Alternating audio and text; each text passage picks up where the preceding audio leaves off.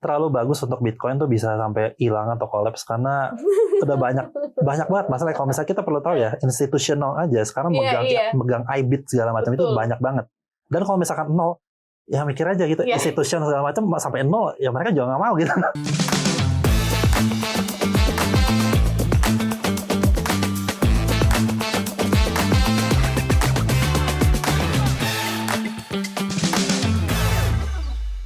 Hai Sobat Cuan, apa kabar? Selamat datang di podcast Cuap Cuan. Kita ketemu lagi di Paham. Dengerin Paham, makin lama makin cuan. Yes, betul. Itulah tujuan dan esensi program ini. Harusnya setelah Sobat Cuan dengar secara detail begitu ya, dan bisa makin cuan. By the way, aku ucapin terima kasih. The last episode aku sama Galsen, kita dapat attention banyak banget dari Sobat Cuan. Kita ngangkat soal market crash sudah dekat, dan Sobat Cuan reaksinya keren-keren banget. Pertanyaan-pertanyaan dan komen-komennya juga keren-keren banget. Seneng banget gitu loh ngelihat antusias dari pendengar kita yang makin lama makin tahu gitu ya, makin pinter gitu. Thank you so much, appreciate it, terima kasih. Nah, hari ini kita juga mau bahas soal yang lagi boom juga, Tapi emang secara konten sih kita jarang banget bahas gitu. Occasional aja. Dan hari ini kayaknya memang sudah pas banget untuk kita bahas soal kripto berdarah-darah. Betul. Berdarah banget itu. Berdarah-darah banget. This is the end or just a trend. Nanti kita bahas dan jawab itu di akhir. Cuman yang membuat gue tertarik untuk bahas ini adalah ada kayak beberapa influencer gitu di pasar modal atau mungkin di influencer keuangan lah, investasi di lah, Indo di Indonesia, yang kemudian mereka stated di Instagram mereka bilang bahwa I officially 100% out from crypto kayak gitu. Jadi banyak banget yang menstatedkan kayaknya mereka udah nggak punya lagi aset di crypto, katanya thank you for the ride, thank you for the long ride gitu. Nah, kita coba review dulu nih.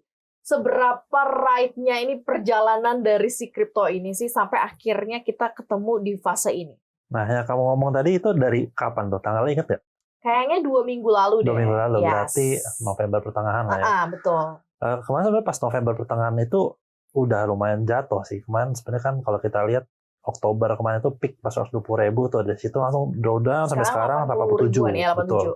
87 itu kan tesis kita adalah 4-year cycle nih. Jadi kan kalau misalnya di kripto harusnya udah tahu di mana kalau misalkan Bitcoin itu menjadi kayak Bitcoin itu aset utamanya lah dari kripto. Jadi kalau misalnya Bitcoin drawdown, otomatis altcoin Ethereum ke bawah tuh pasti drawdown juga, kecuali stable coin ya.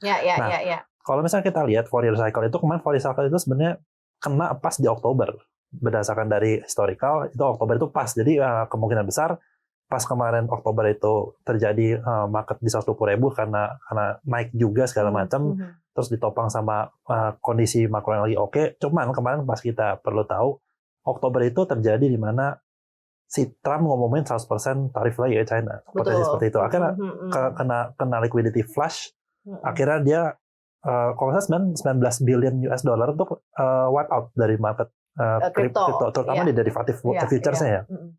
Itu akhirnya ngebuat fear greed index-nya dari indikator itu langsung turun. Sampai sekarang tuh kalau nggak salah udah di belasan gitu. Jadi sangat extreme fear parah.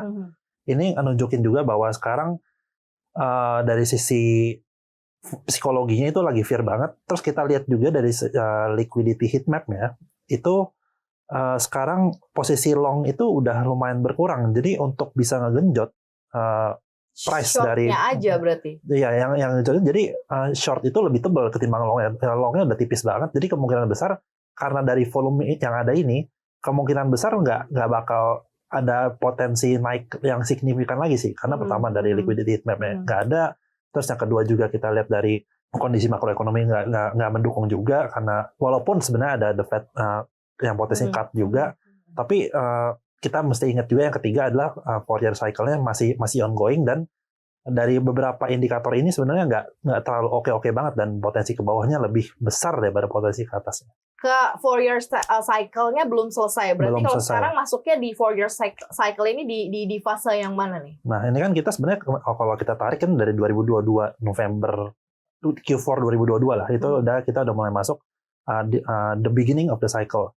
Nah, kalau misalkan sekarang itu kan berarti udah 3 tahunan kan kurang lebih. Nah, selama setahun ke depan, kalau misalkan berdasarkan historical, berarti kan 2026. Q3 atau Q4 2026 ini baru nanti akan mulai cycle yang baru. Nah, kemungkinan besar jadi dari sekarang ini bakal ada mungkin segitu-segitu aja, jadi nggak bakal kemana-mana. Mungkin ya mungkin di spread 80 terus habis itu 60 ribuan gitu. Tapi 60 nanti ribu berarti masih jauh kemungkinan banget besar gitu. dari sekarang positioning betul, sekarang. Kemungkinan besar begitu, dan mungkin masih sideways saja gitu ranah sini terus, dan potensi bottomnya kemungkinan ya di bawah itu lagi mungkin 50 ribuan kali, 50-60 lah. Nah, kalau misalnya kita estimate kemarin hitung-hitung kalau lebih segituan sih kalau aku. Itu akan running dia sampai Q3 2026 gitu ya. Bisa seperti itu, dan itu adalah the end of the cycle ya, 4-year cycle, dan akan mulai lagi ke cycle yang baru. Cuma gue penasaran, sebelum karena kan kalau market crypto itu memang selalu drive by issue ya, jadi memang kadang-kadang ada isu-isu sensitif, isu makro, makanya kena nih seperti yang terjadi di Oktober kemarin. Pernah nggak dia juga mengalami hal seperti ini, terus kemudian come up dan balik lagi jadi pegangan orang-orang gitu? Artinya misalnya orang tetap trusted about this asset gitu. Kalau sekarang kan ada yang benar-benar out dulu deh, gue 100% karena memang ya itu tadi Galson bilang cycle-nya belum selesai, jadi nunggu mungkin sampai cycle selesai. Kalau sekarang kan sebenarnya quantitative easing ini kan bakal diomongin juga sama The Fed, di mana dia bakal baru mulai itu 1 Desember nanti dia bakal stop reducing balance sheet-nya.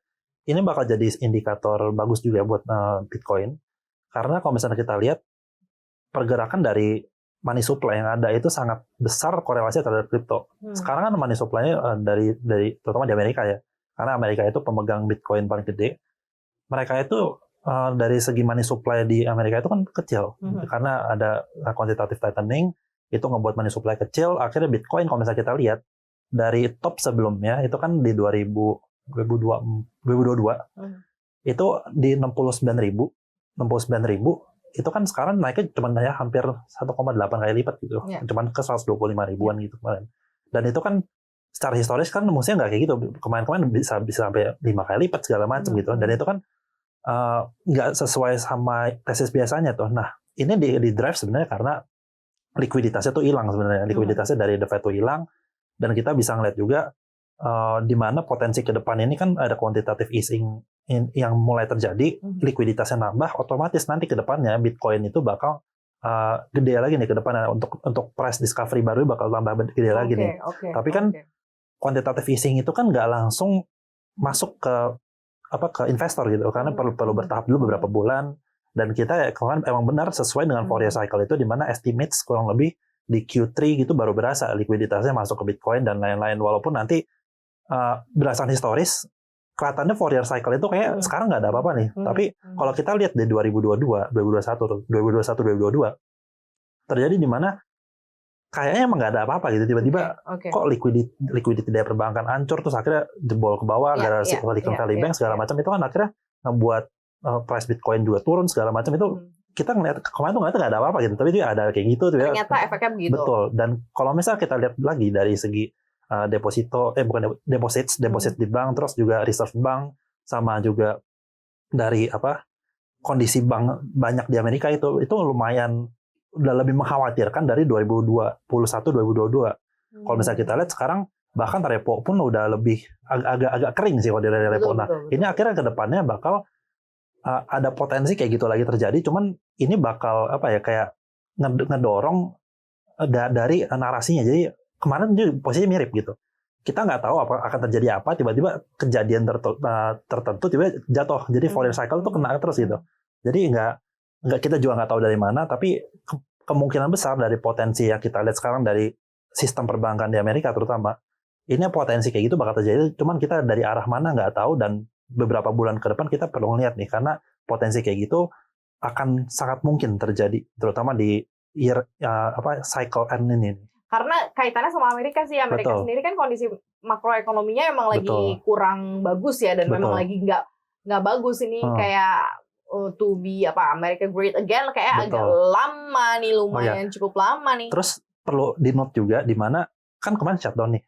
Shutdown itu kan nggak langsung dia bakal berasa gitu dari GDP growth-nya dan lain-lain tuh bakal nggak berasa. Mungkin Q1, Q2, Q3 ini baru berasa nih GDP. Kemarin kita government shutdown, kalau Secretary Bessent ngomong kan kurang lebih $15 billion per minggu akan hilang dari GDP. Ini bakal berasa tuh di Q1, Q2, Q3 tahun depan, Dan sekarang sih mungkin belum begitu berasa, makanya The Fed masih memproyeksikan bahwa kedepannya bakal turun suku bunga karena dia juga mikir juga nih dari GDP-nya segala macam. Kalau misalkan dia nggak turunin sekarang, bakal ada potensi makin kering lagi, GDP-nya malah makin turun. Akhirnya resesi orang takut.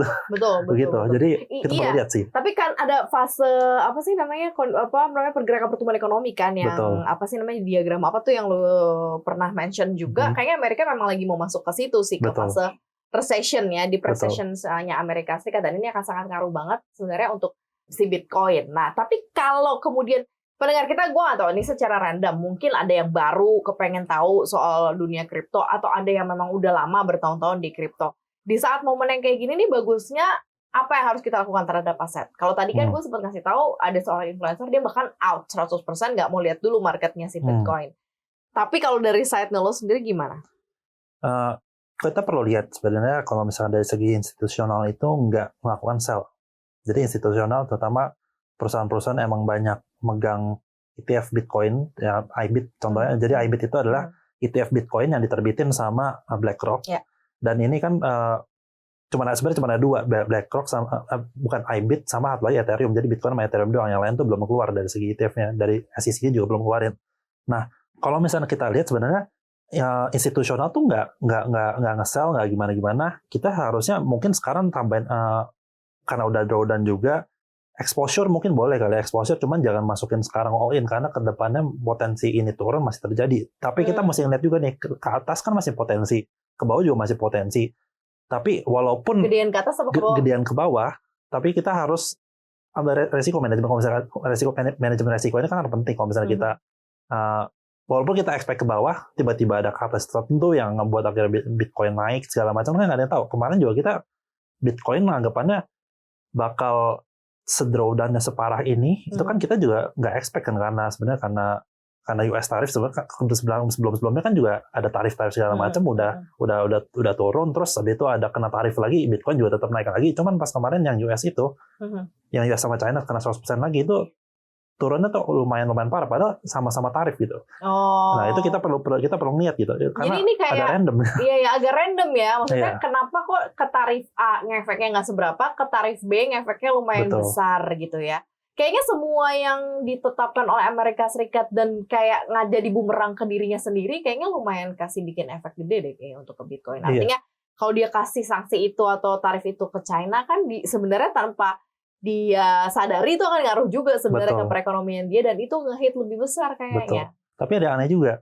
Kan kemarin tuh Xi Jinping sama Trump itu udah ketemu. Kan Trump jadi ngebatalin tarif tambahannya ini, dan si China juga kalau nggak salah dia ada mau bantu terkait isu apa gitu di Amerika tentang drugs segala macam gitu-gitu. Ini kan harusnya nilai positif ya. Cuman kemungkinan besar karena efek domino dari yang kemarin terjadi di 19 billion US dollar itu, yang ngelong itu kan udah nggak punya likuiditas lagi nih. Jadi dari misalkan bahkan ada yang sempat juga di mana dia punya udah jutaan dolar segala macam terus jadi nol gitu. Itu kan ngebuat akhirnya kayak takut juga gitu masyarakat, terus foreign cycle juga kena, repo juga lagi kering, terus dari deposit reserve-nya bank juga agak pusing gitu. Ini patut menjadi perhatian kita juga sih. Tapi kita balik lagi yang tadi aku bilang, kita perlu mungkin chip in sekarang, cuma jangan all in karena kita masih lihat lagi ke depan potensi gimana. Karena The Fed juga mau turun suku bunga. Kalau dia turunin suku bunga berarti, likuiditas kan nambah. Likuiditas kan nambah. Which is good. Buat Bitcoin ya. Sangat-sangat good. Dan kita juga perlu tahu dia bakal quantitative easing juga. Itu kan double tuh jadi. Cuman kita nggak tahu nih ke depannya bakal apa, karena Fourier cycle kelihatannya kayak sekarang nih, kayaknya nggak bakal ada isu yang gimana-gimana banget gitu. Tiba-tiba datang sesuatu jadi jebol lagi. Jadi kita benar-benar nggak tahu datang sesuatu gitu. Terus tiba-tiba come up naik. Betul. Bisa nggak? Potensi kayak gitu sih agak jarang sih, tapi bisa jadi malah turun. Opportunity-nya lebih kalau misal kayak 100% up atau 100% down gitu, yang persentase yang paling lebih besarnya kemana nih? Untuk arah dalam menuju ke Q3 2026 ya, untuk di end cycle ya. Kalau berdasarkan dari analisa kemarin kita dari weighting segala macam itu akhirnya lebih condong turun karena indikator technical indicator segala macam itu ngelihatnya juga kayak arahnya turun, ditopang lagi 4-year cycle, ditopang sama sentimen tadi itu lebih turun. Ke atasnya nih nggak tahu nih bakal ada apa, karena Dari segi pricing, volume-nya juga nggak ada gimana-gimana banget. Potensi ke atasnya agak susah sih, karena kita lihat dari liquidation map-nya, short-nya itu sangat tebel. Terutama 90 ribuan. Tapi biasanya market crypto atau Bitcoin sendiri bisa ke-tracking nggak? Atau memang anomalinya ini lagi parah banget yang sekarang? Nah, yang biasanya sebenarnya lumayan ke-tracking lah. Ini kayak abis dari sini mau ke sana, mau gimana. Ini kan dari tadi lu mengatakan bahwa sentimennya tuh random banget gitu. Dan kita sama sekali nggak bisa nge-tracking, bahkan mungkin kayak predicting gitu ya, predicting dalam waktu singkat, misalnya nanti The Fed kira-kira akan nurunin nih, oke gue bisa tap in atau apa, ini kayaknya emang unpredictable gitu, sekarang lebih anomali. Sebenarnya ada satu faktor lagi sih, kenapa Bitcoin itu malah agak anomali sekarang. Pertama kita perlu lihat gold. Gold itu kan sebenarnya statusnya itu mirip Bitcoin, dia itu adalah safe haven, di mana kalau misalkan gold kan bisa dijual di mana aja, Bitcoin juga sama, kita cuma perlu tahu ya udah kita punya password atau apa, udah kelar. Dan itu kan menjadi alternatif lagi, terutama kalau misalnya kita lihat beberapa tahun ke belakang nih, dari gain yang dia dapat dari gold, itu lebih tinggi daripada Bitcoin. Jadi potensi juga di mana investor-investor yang tadi Bitcoin karena ya statusnya juga sama, safe haven, jadi masuk gold aja, terus karena gold juga di back sama central bank segala macam gitu kan, jadi mikirnya lebih sustainable karena average bank juga naik, itu kan bakal ningkatin harga gold juga lebih tinggi, dan akhirnya mungkin Bitcoin jadi lebih sedikit diminati sama investor karena ngelihat dari katalis central bank itu potensinya seperti itu sih kalau misalnya kita ngelihat ke belakang analisa sih kurang lebih gitu. Oke, ini kayak panjang sih, ini series ya, jadi series ya. Betul. Tapi this is the end or just a trend kalau menurut lo? Kalau ini sih buy out trend sih, karena buy out trend ya. Karena kalau misalnya di end terlalu bagus untuk Bitcoin tuh bisa sampai hilang atau collapse karena udah banyak banget masalah. Kalau misalnya kita perlu tahu ya, institutional aja sekarang megang IBIT segala macam itu banyak banget. Dan kalau misalkan nol, ya mikir aja gitu, institutional segala macam sampai nol, ya mereka juga nggak mau gitu.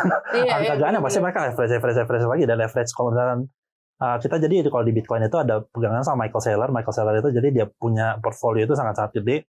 Average dia tuh 70 ribu lah, 74 atau berapa gitu. Dan itu kalau misalkan turun lagi sampai nol kan dia juga udah hancur lagi. 2000 tahun 2000-an itu Michael Saylor udah hancur, malah sekarang hancur lagi, dia juga nggak mau kali.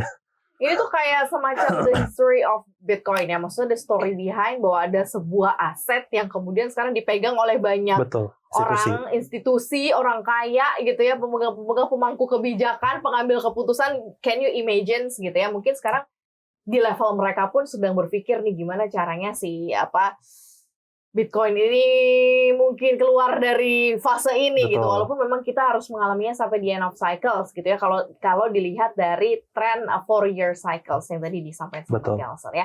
Nanti kita update lagi kalau misalnya Sobat Cuan memang tertarik untuk kita perdalam gimana sih sebenarnya Bitcoin runningnya, kemudian secara history, dan kalau dibilang banyak nggak sih orang yang kemudian bisa kaya gara-gara aset ini? Sih banyak banget. Miliuner baru banyak dari Bitcoin banyak sih. Mungkin kita bisa bahas di sini. Silakan komen ya di kolom komentar. Thank you ya Gelson. Terima kasih. Jangan lupa dengerin juga kita Fresh From The Oven ada di Spotify. Kemudian kita juga hadir di Cuap Cuan YouTube channels. Dan juga jangan lupa follow Instagram kita di @cuap_cuan. Terima kasih banyak Maria dan juga Koko Gelson. Pamit. Bye-bye.